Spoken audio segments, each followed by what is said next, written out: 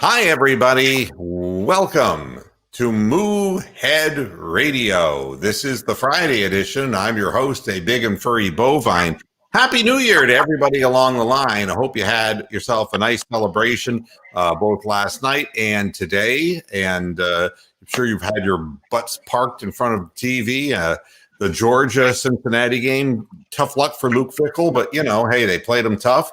And Notre Dame down 21-7 at the half. Nothing that we didn't expect to have happen to Brian Kelly and his. And the Bearcats were actually winning that game for most of the into the third quarter. So yeah, I mean, not bad on them. Yeah, I mean, and being ranked ninth in the country, they justified with their record that they belonged on the field SEC team. And that's important. They were ranked ahead of Georgia. Granted, but there's that mystique. You know how that goes. And just sheer recruiting power. I mean, for the University of Cincinnati, and they had a chance to win that football game. That really would have been quite a feather in the cap of the program, but still gave them a hell of a good run. I want to start out the program today we're going to be talking about the Browns and the Steelers, of course, but I'm going to take a little sidetrack on it. Somebody asked me, hey, what are your New Year's resolutions? And I really didn't even have a chance to think about any of that. And my answer was, I think New Year's resolutions are bullshit. And that got kind of the kind of look like that you get when you say something like, what do you mean by that? And I guess the RCA dog. right. Did you know the RCA dog's name was Nipper? And he was an American pit bull. Yeah, and I had a dog named Nipper when I was a kid. So yeah, it was funny. And we didn't even know the RCA dog's name was Nipper, and we still named her Nipper. So yeah. Actually, we didn't name it. It was an Asian woman who named it, and the name was Nipple, but she kept saying Nipper. This is like straight out of The Jerk. You not call that dog Lifesaver? You called him Shithead. Shithead. Come on, Shithead. Okay. So, the reason I feel this way is because think about New Year's resolutions. Every year people have New Year's resolutions, and then, and they're always pretty much the same kinds of things. So my New Year resolution, I'm going to lose 50 pounds. I'm going to do this. I'm going to do this. I'm going to do this. I'm going to become a better person. I'm going to become a more religious person. I'm going to give to others. I'm going to be more charitable. I'm going, and they make this laundry list like a fucking bucket list, and lo and behold, 2022 will come around, and it was like, how many of them did you accomplish? You go, no, I didn't get. Nah, but there's always 2022, and I got to do better. I gained 30 pounds, but I got to do better. And that's what we got to shoot for 50. Yeah, and that's what we hear in the NFL. When somebody shits the bed, I got to do better. And the implication is we don't take it seriously. And, I'll give you an even better example to show you that I'm not just, there are people who actually think that I'm anti-Christian, and I'm not anti-Christian. I'm anti-right-wing politicized Christianity. All right. I don't believe that religion and politics belong in the same sentence. But in Judaism, there is the holiest of holy days. It is called Yom Kippur. And Yom Kippur translates into the English Day of Atonement. And people go all day and they fast all day long. And that's why it feels so slow, because you're fasting all day long. And that's like a little sacrifice that you're making. And it is a day in which you're asking forgiveness for the transgressions and the bad things that you've done in the previous year. And, I think about that and I go, you keep showing up every year and you keep having this holiday. Why don't you stop doing the shitty things you're doing? Why do you have to fast and spend the day in the temple and go through this whole rigmarole and say, well, here's my list of transgressions. Why do you have a list of transgressions?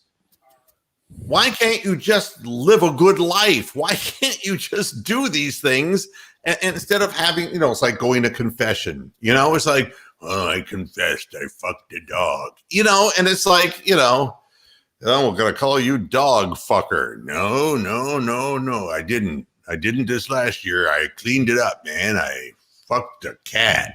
The thing is, to me, it's ridiculous. The notion that we need an appointed day for the washing away of our stains personally. And I guess I look at the Brown situation and it's kind of like when I hear the excuses, we got to get better, we got to be more disciplined, we got to do this, and I hear it throughout all of professional sports. It's like a New Year's resolution. It doesn't mean anything unless you do it. So, scrap your New Year's resolutions. Just, find your greatest weakness as a human being and do something about it. And if each year you do one thing and you take the thing that's most messed up about you and you get it taken care of, then, I salute you, because then you have at least a plan. But drawing up a fucking bucket list never made any sense to me. And this is why I think fans of the Cleveland Browns are the way they are. Complaining about the NFL not postponing the Cleveland-Pittsburgh game sounds a lot like a New Year's resolution to me. It sounds like, always be, we need more time. You need more time. I mean, over the course of the last 4 weeks, look at what COVID's done inside the organization. You don't want more time, and life isn't postponed. Nothing is postponed. Every decision that we make, it's not like, I got to decide whether I'm going to buy or sell this stock, but I'm postponing that moment and time will freeze for me during the interim. It doesn't work that way. Never has. If the Cleveland Browns want to make it into the playoffs, there's one way, and it's through the Pittsburgh Steelers. And quit your bitching. The fact of the matter is that Denzel Ward was missing weeks ago with injuries. He's had injuries since he's come to the Browns. That's nothing new. So now it's COVID. He's not going to be playing. We are getting our wide receivers back. Harrison Bryant ain't going to play. We're going to have a legitimate problem at linebacker because both Tay Davis and Takitaki are coming off of, ankle and knee problems. Nick Harris is not going to be a backup lineman. His knee injury is such that he is not going to play. Hope that Jedrick Wills and Wyatt Teller hold up. There, Wyatt Teller is still listed as questionable, but he's gutsy, and I know he's going to give it a go. If he can't do it, God help us, because we're going to be low on offensive linemen as well. But to postpone the game is to forestall, just like a New Year's resolution. If you feel you need to lose 50 pounds because if you don't, it's bad for your health and you have a genetic tendency toward heart disease or atherosclerosis or whatever, then you should do something about it now and not just keep putting it on a list and moving it forward. The same thing is true with the Cleveland Browns. They had a chance to close out last week. I'm not suggesting that it was the easiest closeout in the world. And we've been talking about the fact that, the more of these situations you get into, the more character is developed. It could be worse. You could be facing Ben Roethlisberger. You could be facing all the frontline stars of the Pittsburgh Steelers instead of Mason Rudolph and whoever else is going to play. They say Joe Hayden's going to play for a while, which I think is good personally. Put a double move on his ass. He can be separated on deep. Work the play action, man, and pull a double move on him. I'm not afraid of Joe Hayden. Joe Hayden's most dangerous when the play's in front of him. If the play gets behind him, he's not as fast as he used to be. Not that we have a big burner, but he doesn't recover as well after a double move as he did during his heyday when he played with the Cleveland Browns. But I digress. The whole point of this is you want to play the game because you want to face the dragon. You faced the dragon last week with less than optimal circumstances, and you failed. All right? You failed the exam. Now you get to play a better team, but by the grace of God Almighty, his great fin in the sky, you're not going to have to face the guy who has beaten you like a rag doll ever since he came into the league. You got the guy who, Myles Garrett, tried to tear his head off, and the guy who dropped an N-bomb at Myles Garrett. That's who we got as a starting quarterback. And they're going to have their complement of players for a while on the field. They're going to try to come out, and they're going to try to put points up on the board early. They're going to try to get the Cleveland Browns stomped down so that the Browns will go into the woe is me mode that so many of the fans seem to be on Twitter and across social media platforms. I don't look at it as an oh me, oh my, why me? I don't either, because you know what? They've won 10 goddamn games. Great point, Brian. Yeah. Double-digit wins. We've been waiting 13 years for double-digit wins. Shut the fuck up and be happy. Yeah, and hey, Tom, that's awesome.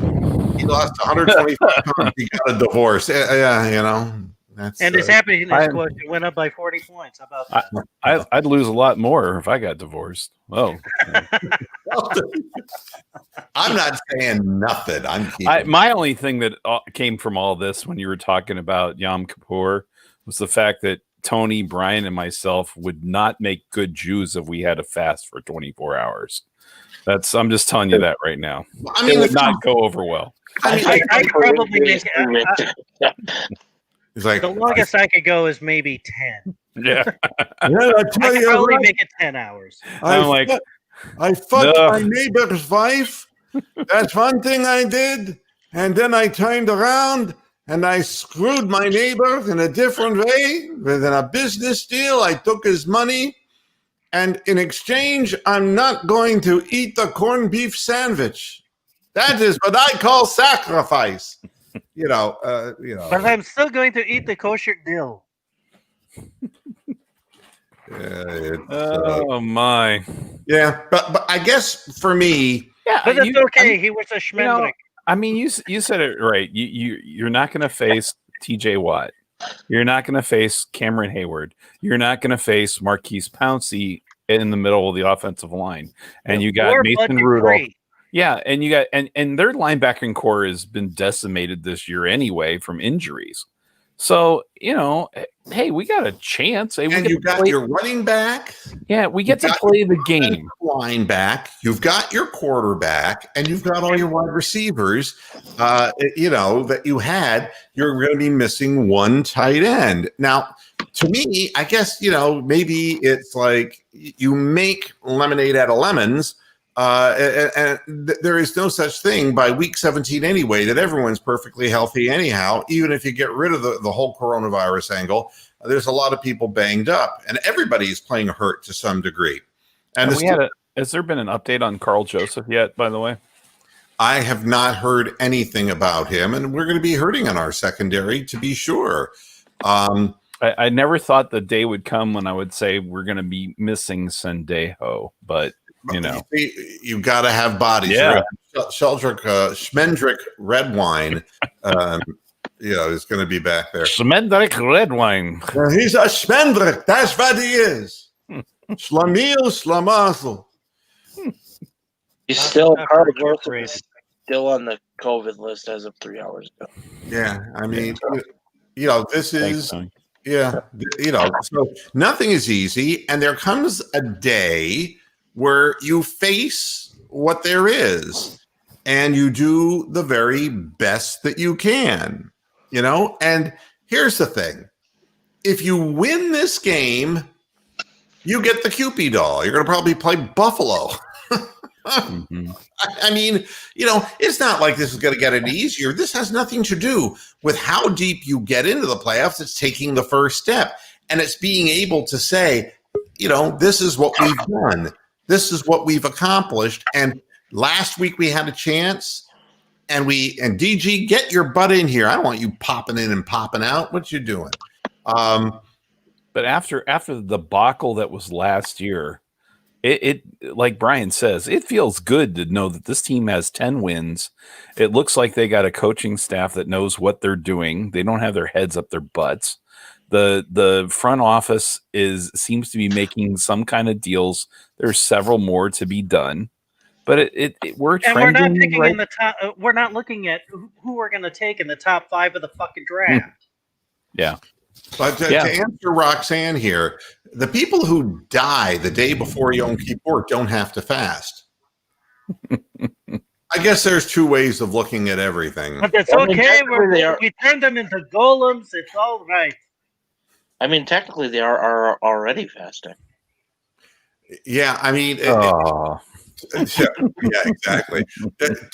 To me, I look at the opportunity and say, we're trying to get better. We're trying to get better from week to week. And last week we had a chance to close it up, and we didn't do it. And so now we have a second chance.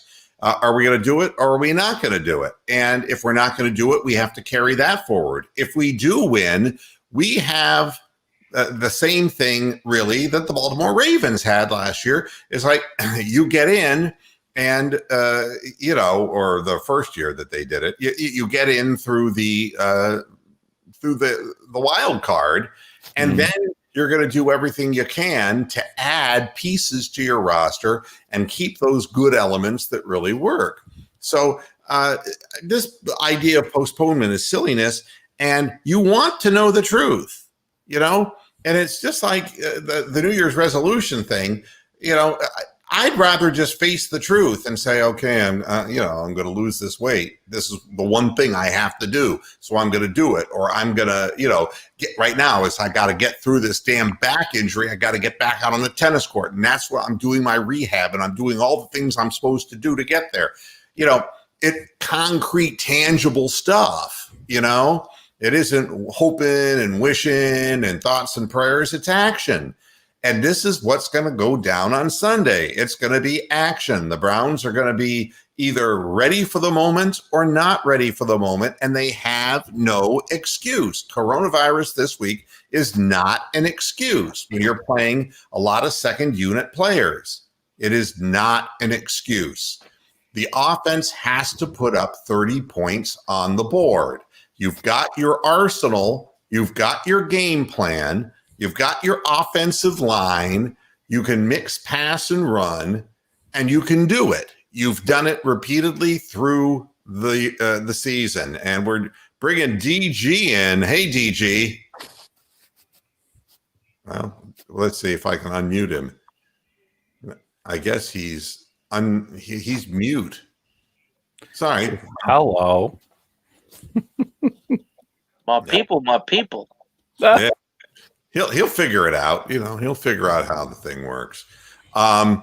So, again, I want to play Buffalo because I want the team to get into the playoffs and see how much more they have to improve, Yeah.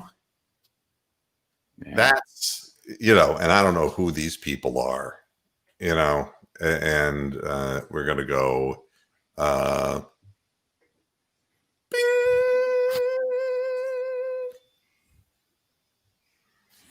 Okay. We've got some strange people out there. Strange people. Well, we had a Zoom call with a bunch of referees that somebody Zoom bombed and got on and then put some kind of porno up there. So it was entertaining for 20 seconds, and while we laughed at them, and then they kept. Yeah. But Tom is right on this. I hope the defense doesn't give up 31. But here's the point: if we give up 31 points to Mason Rudolph, we don't belong. The next level, So chances are you're going against Buffalo and you're going to get thrashed. Okay, but having Ronnie Harrison back will definitely help. Yeah.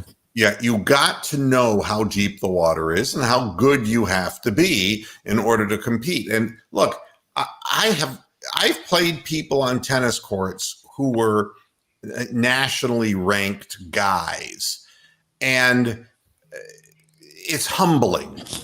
What I can tell you, it's like Troy State playing Alabama. It's humbling. Because it's like, wow, that guy doesn't have a tennis racket, an arm, and a hand. It's one.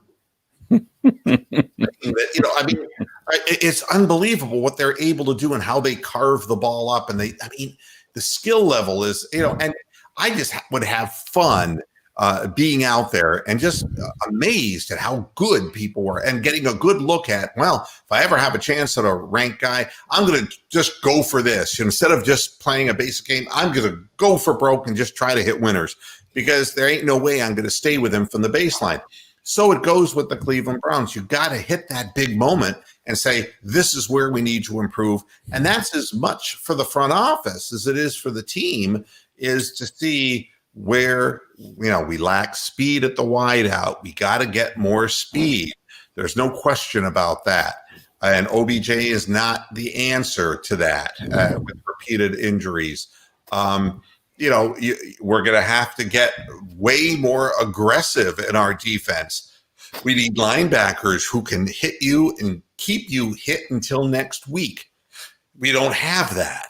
So, we're going to figure it out, but I want to see it against Buffalo, or against Pittsburgh again with their frontliners. I want the team to see just how far they have to go.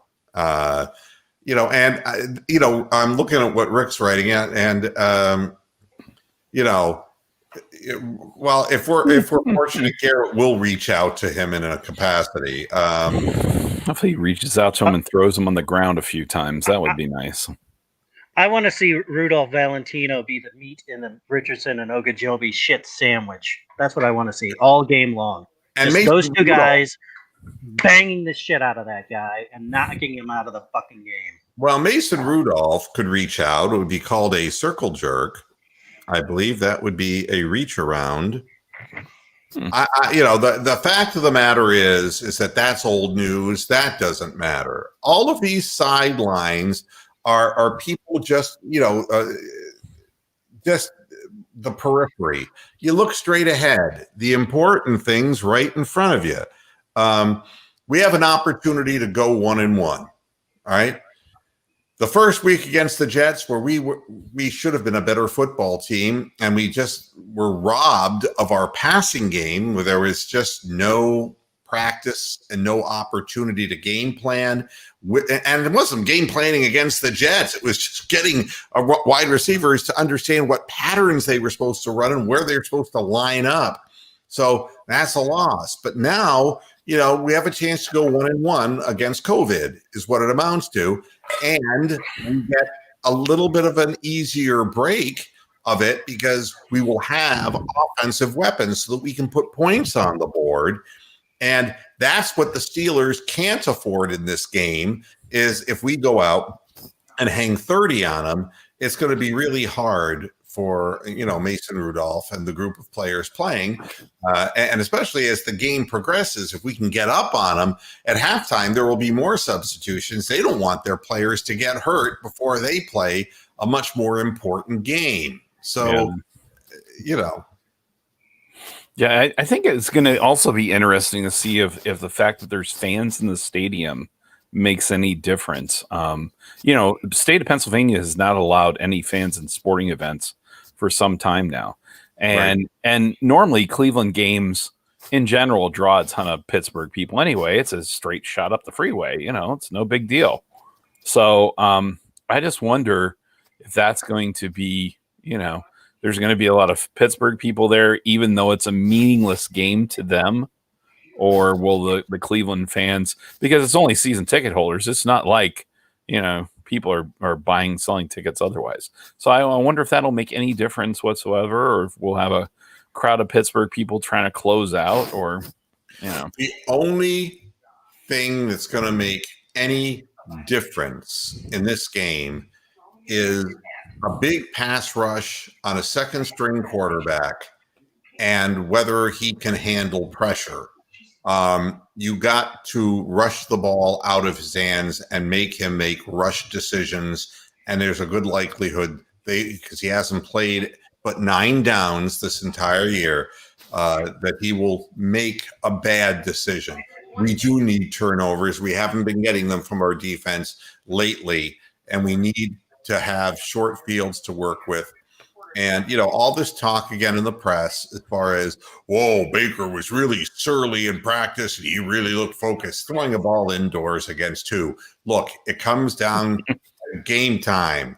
And every player inside their soul knows that there's only one thing that's important, and that is not leaving anything on the field. You just bring it all from the locker room and you play your heart out and you do the best that you can do.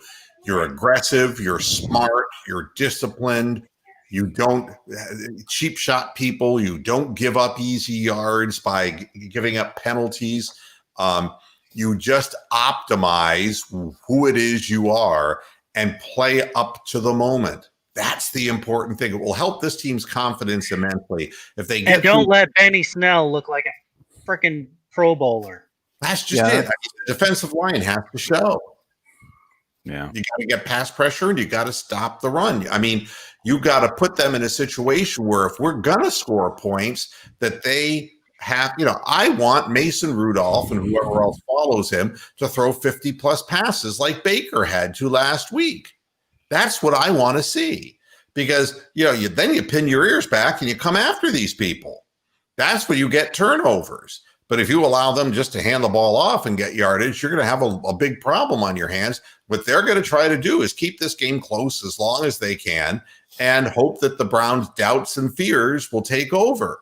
And this is, I can't tell you how many people on my timeline, it was the same. There's always something with the Browns. As long as you believe that, you believe that. It hasn't been something this year. It wasn't something what we did to the Titans and tore their heads off after they just punked us last year. That wasn't the same old Browns, was it? We have won football games this year and played well when we needed to. And we need and to by the way, they also beat the Colts defense when they were coming in pretty damn hot.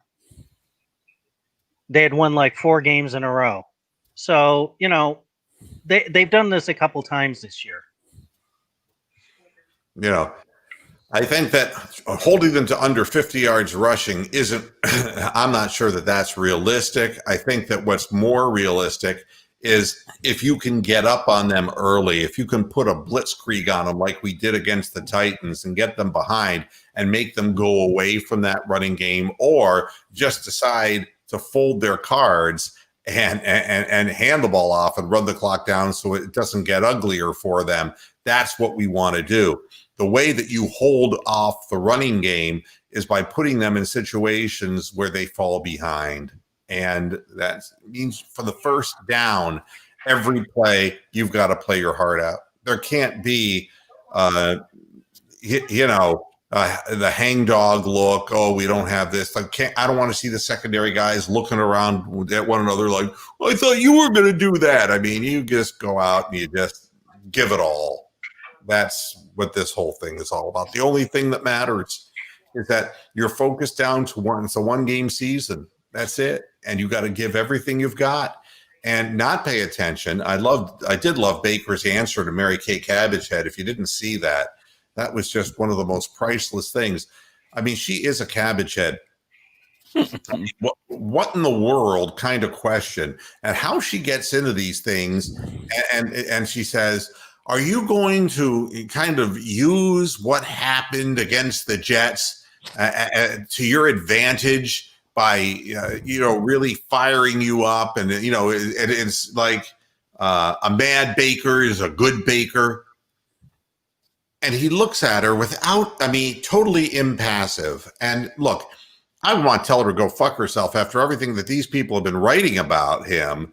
He has every right to go off and tell them to just go slam themselves. But just deadpans and says, without missing a beat, he goes, No, I was actually thinking of using it as a disadvantage and drop the ball on the ground 4 more times this week. And they had to move on to the next question. I about crap myself. It's like, good for you. Fans have to understand that we get behind our team, we stay behind our team, and if the outcome is good, we celebrate. If the outcome isn't good, well, it isn't so much, well, there's always next year. It's like, understand the growing pains and see where it is that we need to become better and hope that the front office responds to it. It isn't, that complicated a thing. The Browns had no new positive COVID-19 tests today. And they were actually able to practice today. Right. But they were practicing indoors because of rain in Northeast Ohio. We don't know, what is the weather supposed to be like?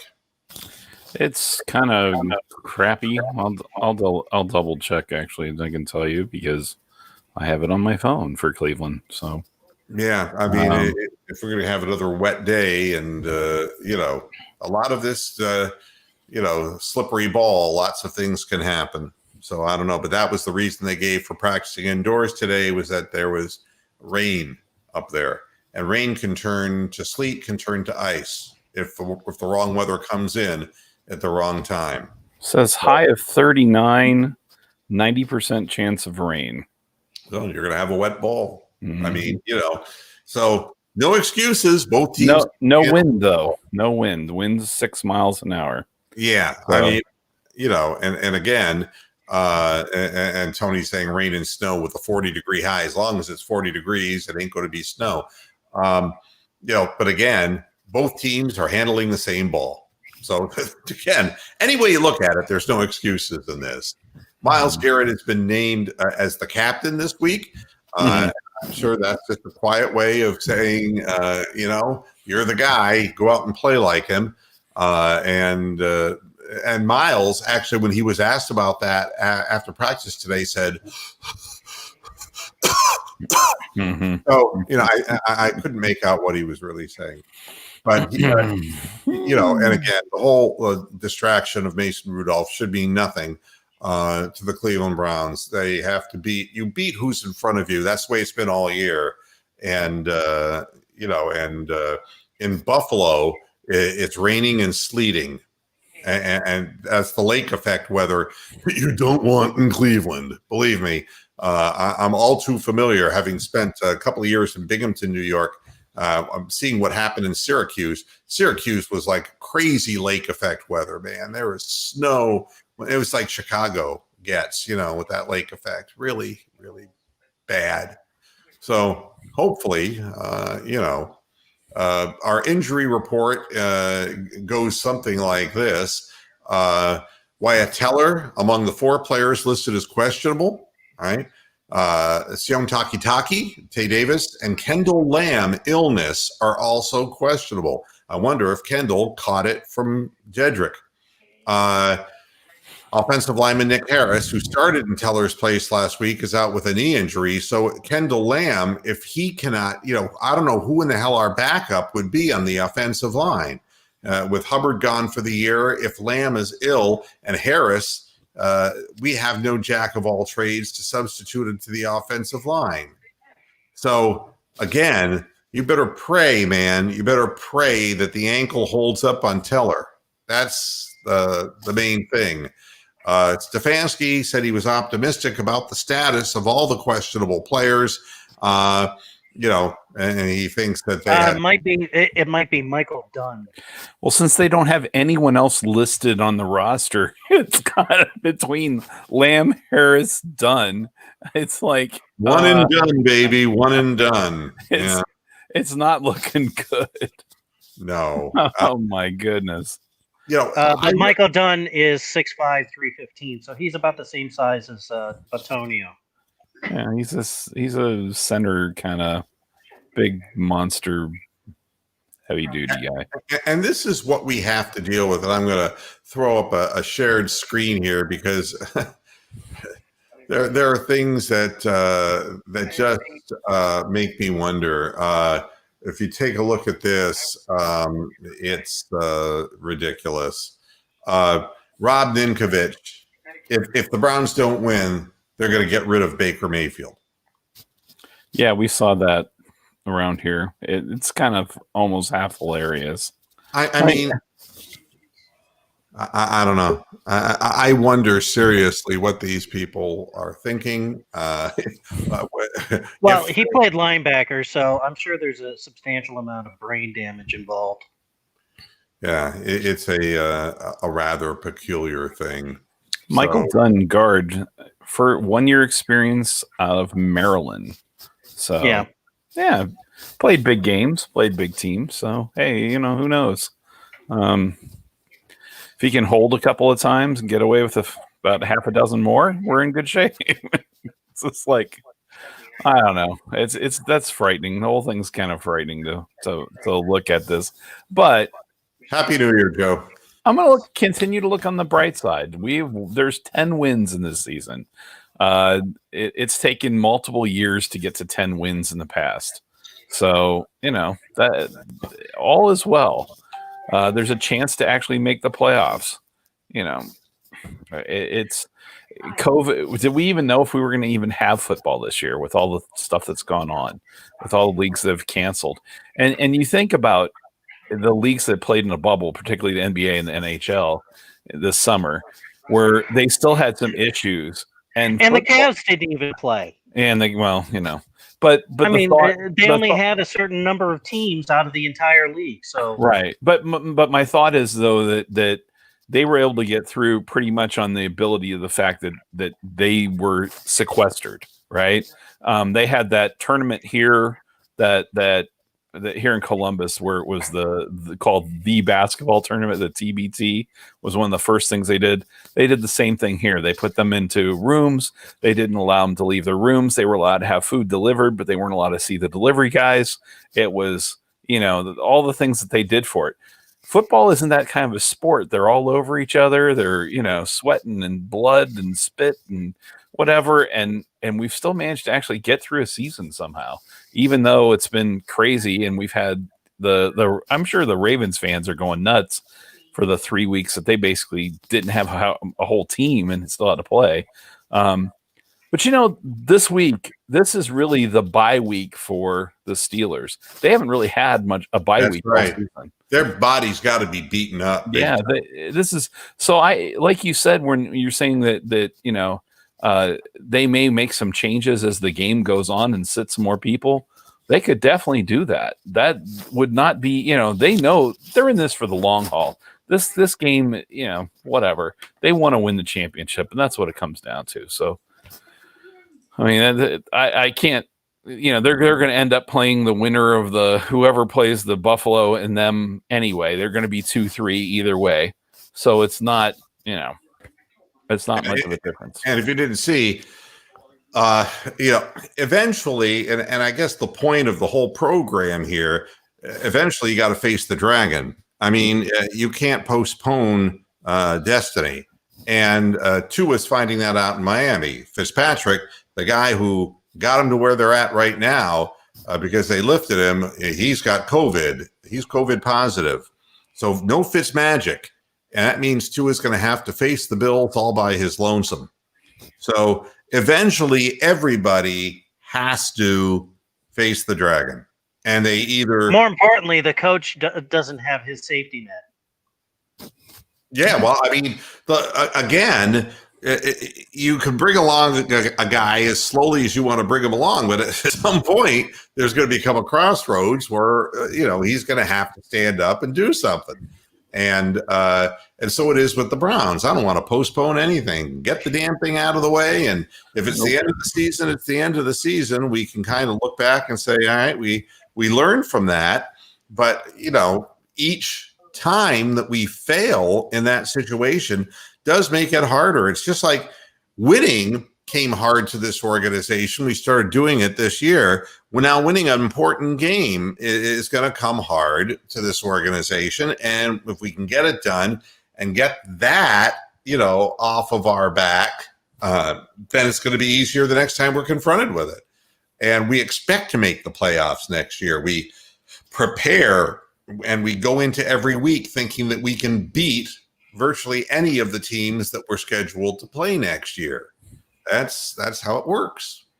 So, the clinching scenario, and I found this very interesting. The Cleveland Browns, of all of the teams going after the wild card, has the worst chance of making the playoffs. And that's 58%. All right. Because they have to really beat the Steelers. The Browns, if they lost to the Steelers, could still advance. If the Colts also lose, or if the Dolphins, Colts, and Ravens win, but the Titans lose. But, I mean, this is ridiculous.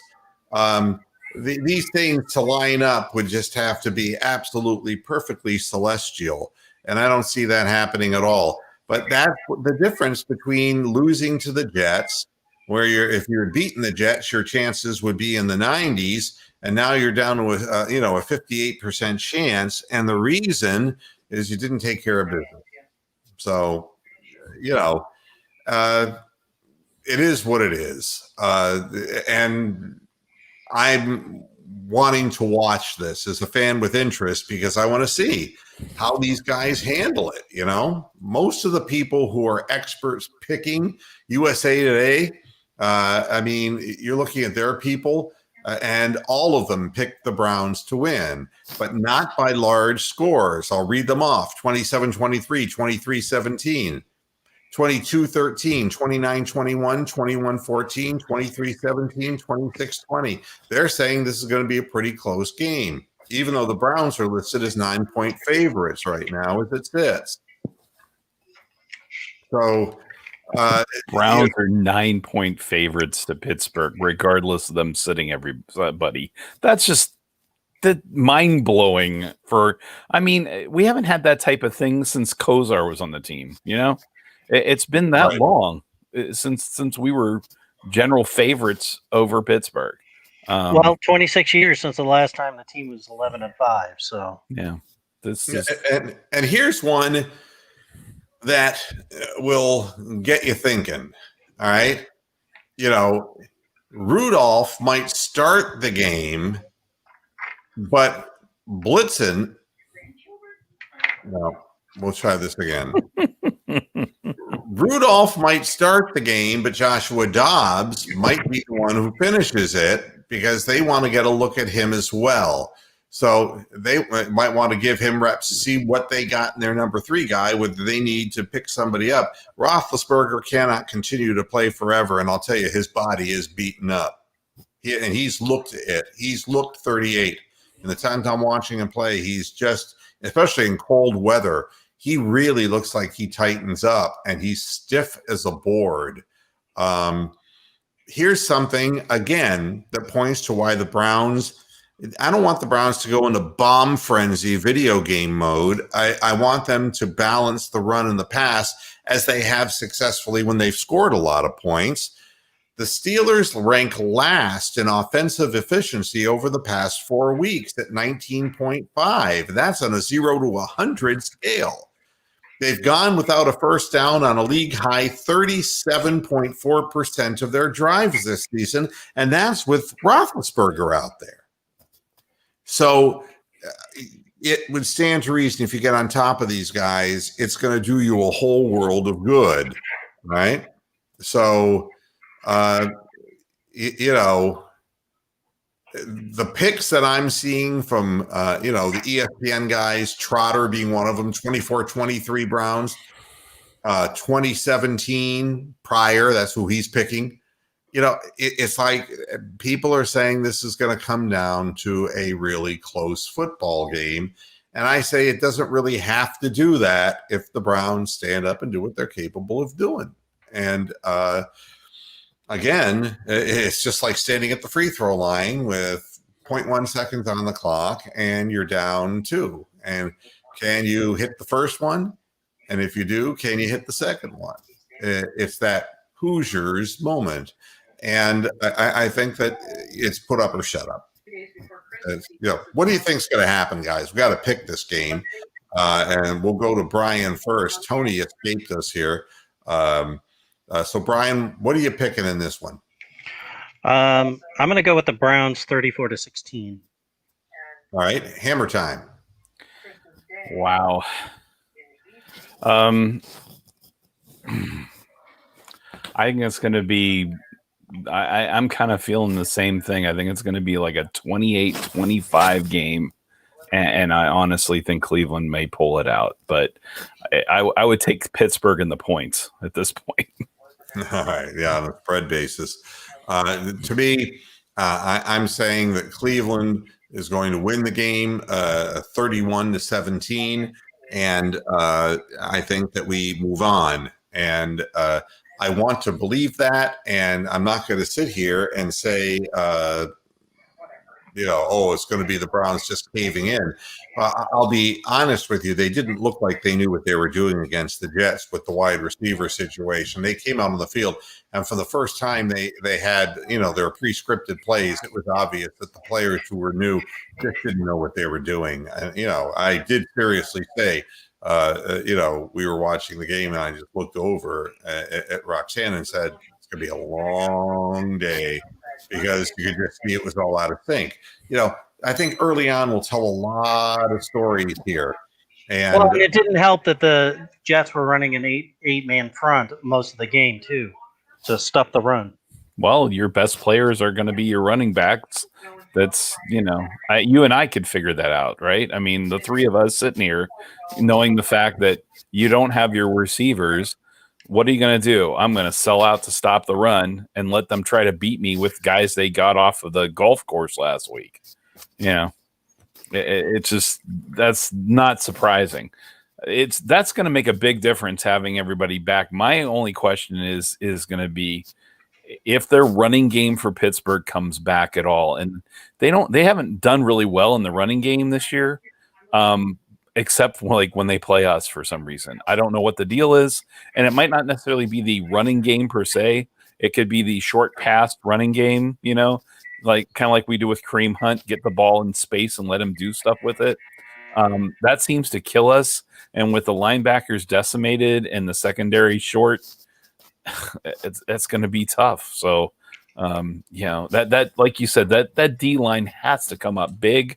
Hopefully, they can get some oxygen and some albuterol and some stuff on the sidelines. Go from there. So, yeah, it should be. The country is good to see the Browns. It should be, Tony. The whole world is watching, and again, this is what you want.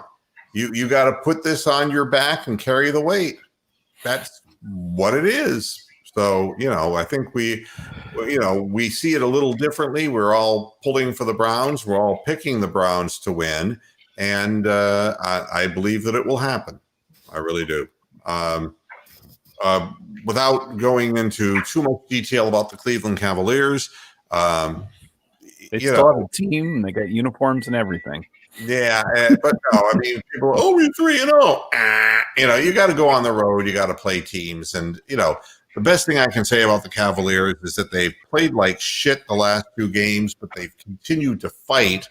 The question is the frustrations as they grow, because, look, and I don't like to have a whipping boy, all right? But Jetty Osman's my whipping boy. The more minutes that guy gets on the floor, the more turnovers, the bigger the negative number while he's on the floor. I mean, he's the guy who can come off the bench and he can maybe hit an open corner three, but anything that matters, he loses his head. He's literally like a chicken with its head cut off and trying to make all kinds of dribble moves that he's incapable of making and giving up the ball, missing wide open shots, just clanking them. And the frustration you could see mounting on the Cavaliers as they realized playing in Indiana that the referees were going to call everything on them and nothing on the Pacers. And the Cavaliers have to play spotless games where they shoot 53% from the floor to win. And that isn't going to happen with Dante Exum having significant minutes on the floor. This is partly the gang that can't shoot straight. And when you don't have good shooters and Kevin Love's gone for 3 to 4 weeks, you got to find ways. I mean, Dotson is a 41% shooter from over Nick's way. We got him, and that doesn't do us any damn bit of good.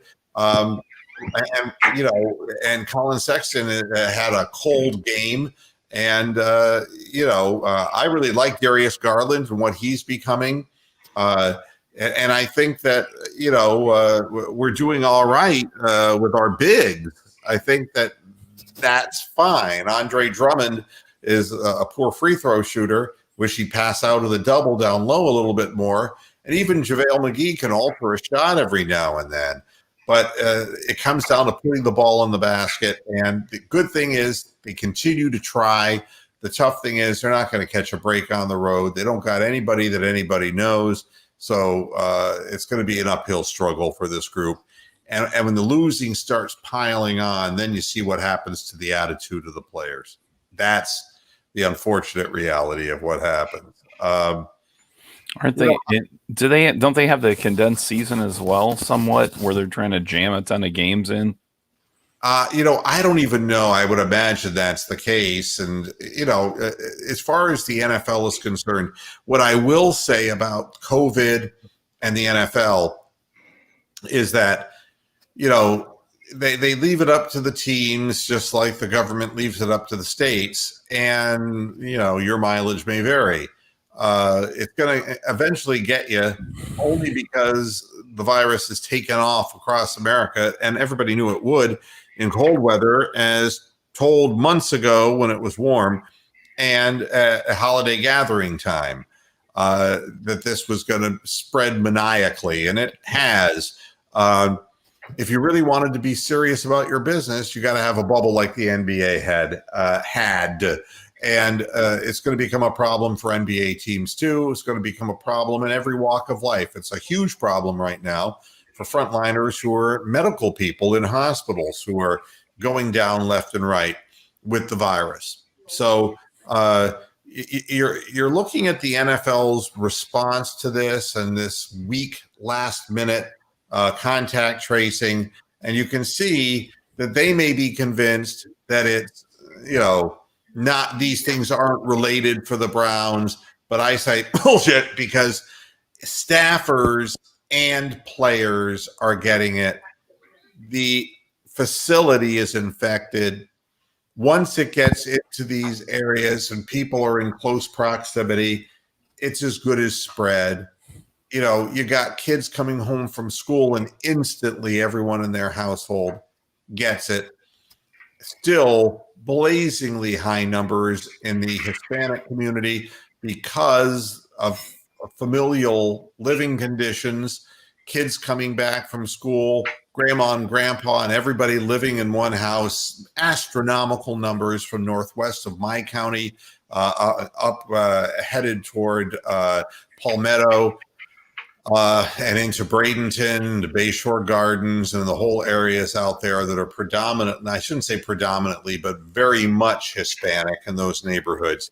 The NFL didn't do anything really special about this, and don't be surprised. It's the Browns' turn now. And you can take cheap shots saying, the Browns, another Jimmy Haslam thing. It's not. This is going to affect other teams, and I would not at all be surprised. The Super Bowl could be totally ruined by the time it comes around, because we know how these things work, and we have a lot of positivity, and people going in here, I can tell you, we're up to 16%. So 16% of the people who are getting tested are positive. And I'm not saying that is representative of the population at large, that 16% of the people are sick. But what I am saying is that more and more people are testing positive. And we have this lag that we always see. And what you're seeing with the Browns, remember, the Browns have been playing football against other teams, and we'll see if those other teams, we may get that news buried, because once the playoffs begin, all the teams that didn't make it don't matter. But there are going to be other players who end up getting this, and it's going to run through somebody's locker room at the wrong time of the playoffs, and it's going to be a factor. One other thing I wanted to point out before I get out of here.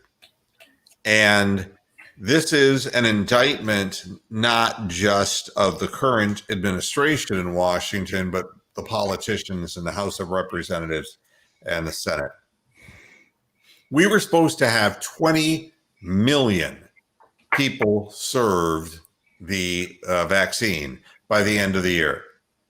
Operation Warp Speed. You remember Operation Shock and Awe. We come up with really groovy names for things. The scary part of it is instead of 20 million, it's 12 million doses, but only 3 million, less than 3 million have actually been delivered and given, which means that there are about 10 million doses sitting in storage that haven't gotten into people's bodies yet. That is not Operation Warp Speed. And they're haggling and fucking around with this goddamn $600 checks or $2,000 checks. And, who gives a shit? How many meals at P.F. Chang's is that going to buy somebody? And we got deeper problems than that, God only knows. We got, just a series of things, back and forth, the bickering between Pelosi and the leader of the majority party, Uncle Mitch. Yeah. McConnell is, and now McConnell's fucking turtle. Yeah, well, and McConnell's incurring the wrath of the Republican. Yeah, because he's the reason why they didn't pass the 2000. But there's always pork in these things. It's a 5,000 page bill. Yeah, exactly. But you see, it didn't. They need to take away 5,000. Yeah, they need to take away at least 4,700 pages. I totally agree. At least. Yeah, what's incredible to me is that they've missed the mark by 17 million administrations of the vaccine. All right. They're falling behind. And what do we hear about? A Georgia Senate election runoff that, frankly, I don't give a flying fuck about compared to the health of the country, and a president who's gone invisible. That's what we have. A guy who's abdicated the ship while he's still in the White House, while all of this is happening in Operation Warp Speed. What? Slowed down. It's just slowed down to like the Heinz ketchup speed coming out of the bottle. And then this last thing that I want to leave you with, lest you think that I'm because I've been accused of being singularly partisan toward one side. Dr. Anthony Fauci came out and said something that really makes me shake my big cow head. And that's that we're falling so far behind. There's two vaccines. There's Moderna, which you get one shot, and then 28 days later, you get the second shot. And then there's the Pfizer vaccine, where you get a first shot and the second shot 24 days later.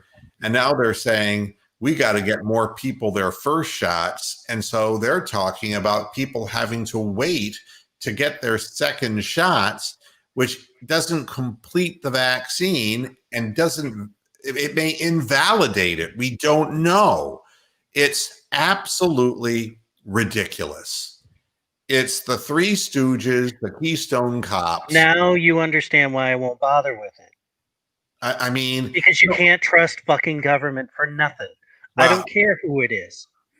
I love Donald Trump. Thank God he was elected over fucking Hillary. But no, I'm not dealing with this fucking shit because.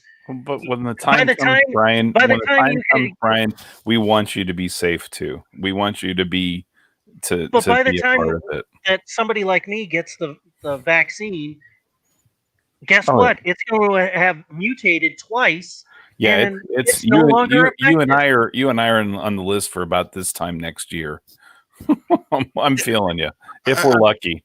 Yeah, I mean, and the scary part of it is you got a person in Wisconsin who has intentionally sabotaged the vaccine by keeping it out of cold storage and as an act of rebellion of some sort. And everybody's afraid to talk about why, okay? Because the political implications are obvious to me. There's only two reasons why somebody would intentionally take the vaccines out of a cold environment, put them out at room temperature, and destroy them. And that is A, if they're right to life and they have a problem with embryonic tissues being used in the vaccine, or if that person politically is an anti-vaxxer. Okay, any way you look at it, and the hospitals just said we terminated the person. It's like, terminated them? They should be imprisoned. Are you kidding me? Yeah. My goodness. I mean, so nobody wants to talk about. Well, and honestly, if they really wanted to store it in cold storage, all they needed to do was just leave them on the frickin' roof next to the helipad. You know, and to me, it's a ridiculous thing. But the idea now of saying, well, you're supposed to get your shot in 24 or 28 days, but now, you know, you might have to wait a little longer. And it's like, no, I mean, it's like, how do I know then that I'm covered? And you trust if you get the first shot and start the clock ticking? Are you confident that these people who are 17 million applications short of the vaccine at the first due date of Operation Warp Speed, that they're going to get you your second shot on time? I think a lot of people are with Brian and with me. It's not that I have anything against vaccination, but it's not being handled properly. And of course, you know, they're offering it now to 65 and over down, you know, across the country. And I'm 63. I don't, you know, I'm going to sit back and wait anyway, which is good. I want to see exactly, you know, if people start growing horns or what happens to them after they take this thing. But it really looks like a Chinese fire drill. And that's the other thing too. You don't know what kind of reaction you're going to have. Like to the normal flu vaccine, I'm out for 10, 12 days. It's worse than actually catching the flu. Mm-hmm. So have to take not just one shot, but now they're 2 or 3 to fully do whatever it's supposed to do. Come on, man. It's kind of like your dip tet. And this update, like Notre Dame really deserved to be there. It's over. I just kind of reached over and had it in the background here, and I just took a picture of the screen, and they were showing Alabama fan, and I'm just using that kind of like Michigan or like Florida man, you know, but Alabama fan, and they had a crowd of Alabama fans. About 4 out of 20 were wearing a mask. A couple of them were wearing a mask and had it down around their chin, you know, doing that.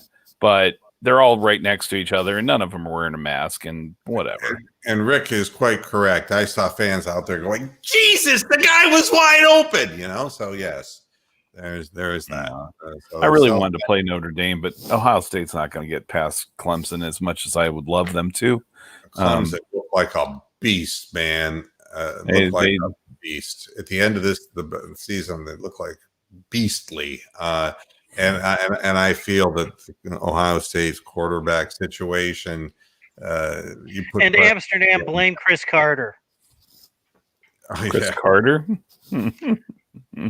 for the come on, man. Yeah, I'm with you. I'll tell you the thing that I was thinking of.